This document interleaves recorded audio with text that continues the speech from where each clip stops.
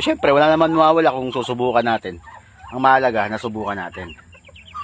Good morning mga kaprobinsya. Yan, kagigising lang natin.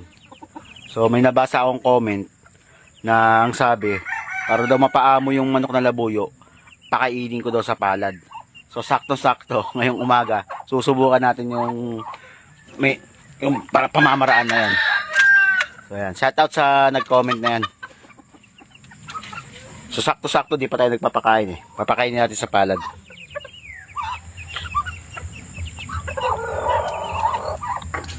Yan, kagigising lang din natin. Yan. So, tetestingin natin, dahan-dahan lang daw, tapos ilalapit natin sa kanya yung pagkain para daw mabilis umamo yung manok ng labuyo. So, syempre, wala naman mawawala kung susubukan natin. Ang mahalaga, nasubukan natin.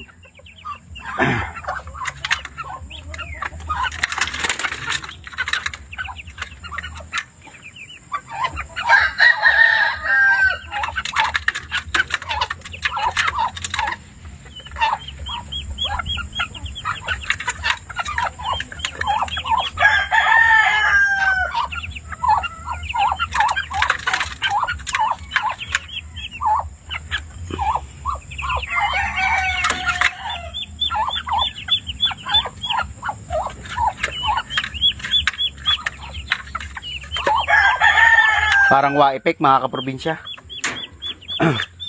Testingin naman natin sa babae.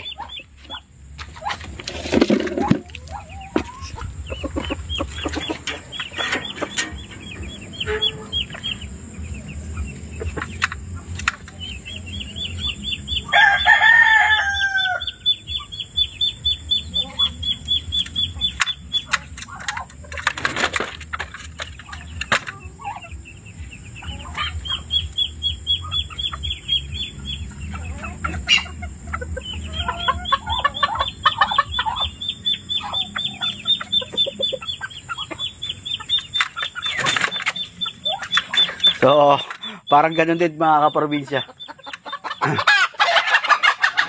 So, ang mahalaga, testing natin yung pamamaraan ni kaprobinsya na pakainin daw sa palad.